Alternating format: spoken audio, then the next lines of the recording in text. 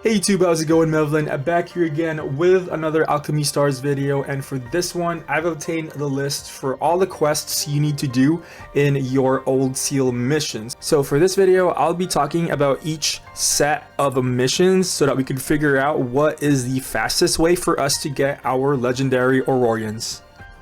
If you just want quick information on what you should be doing right now in order to optimize the amount of time you will be needing to obtain your legendary Aurorians, there's only two things that you will need to do, and both of them are here in the Colossus. The first one is going to be maxing your Prism Pillar. You probably should have done this by now. Maxing this means you get a maximum amount of prisms, which a lot of the missions in the list revolve around consuming a certain amount of stamina, so make sure you max this out. And the other one is just going to be maxing your dispatch table, because one of the missions revolve around doing a certain amount of dispatches, and getting this last deployment spot will lower your deployment attempts regeneration from 7 hours to 6 hours. The first set of quests are relatively straightforward. The biggest bottleneck here is going to be logging in for a total of 10 days. It doesn't have to be 10 days straight, so long as you're logged in for 10 days, but try to make sure that you log in every single day, get this within 10 days, because there's not much to do here. All you gotta do is wait.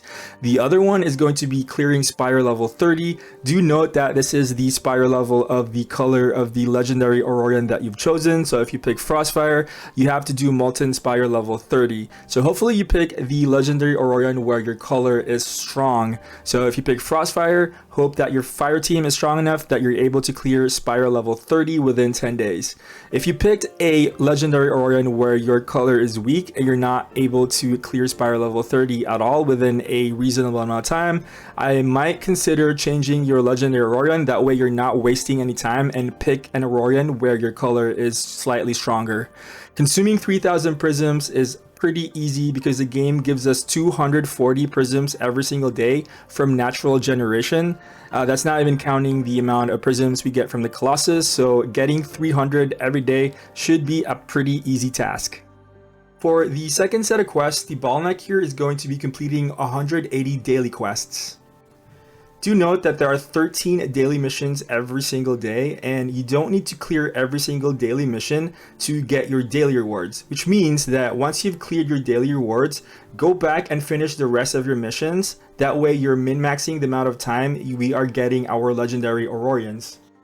With 13 daily quests every single day, the shortest amount of time we need to accomplish 180 daily quests is going to be 14 days, and you're going to have 2 left over, meaning you can afford to miss 2 daily quests only in order to be optimal and finish this within 14 days. Consuming 5,000 prisms is pretty easy. The game gives you enough prisms within 14 days to get to 5,000. So long as you're on top of your natural prism generation and also your Colossus, you shouldn't need to refresh your stamina if you want to do this optimally. And the last one is going to be submitting 500,000 Nightune. That one you can just farm, or you could buy it in the whale shop.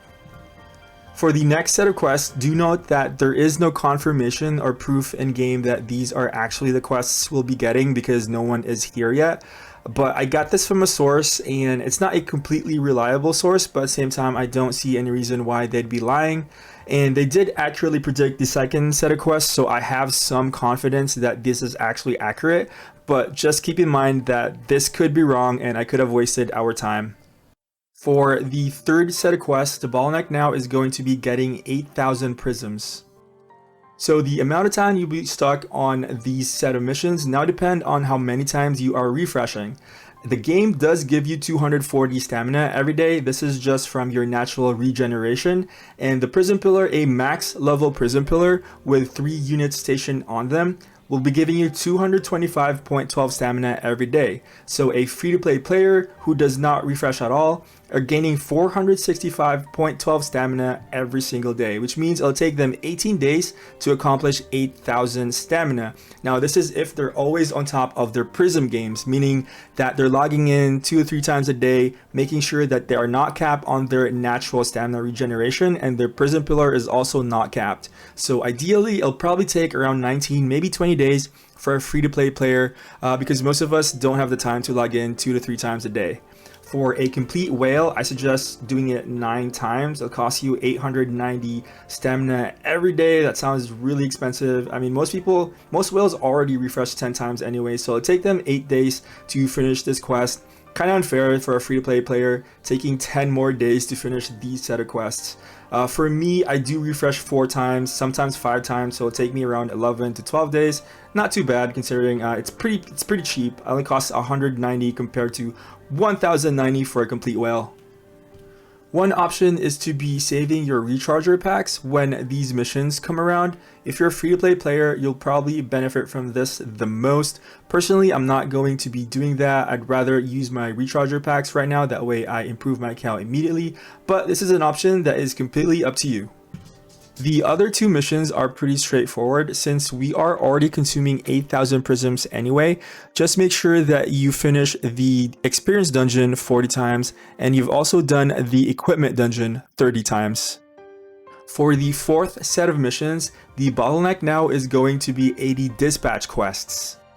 Looking here in the dispatch office, a max level dispatch office can only gain 1 dispatch every 6 hours, meaning that every single day we could only do up to 4 dispatch missions.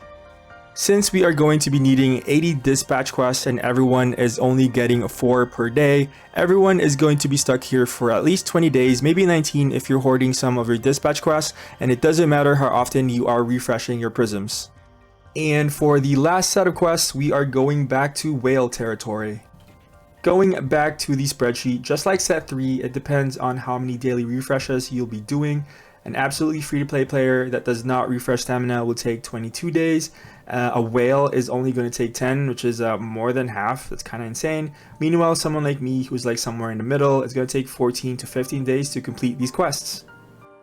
And lastly, here is a spreadsheet showing you the total complete number of days it'll take you to get a legendary Aurora, and this is taking into account every single mission all the way from this first set of missions to the 5th set of missions. So for a free-to-play player, it'll take them almost 3 months to get a legendary Aurora. So if you're not going to be daily refreshing, it'll take you an entire year to get all 4 of the legendary Aurorians. Meanwhile, a complete whale is only going to take 2 months, a little bit over 2 months, so it's going to take them around 8 months in order to get all 4 of the legendary Aurorians. And that is going to be it for this video. I'm really excited in getting all 4 of these legendary Aurorians, but dang, does it take forever.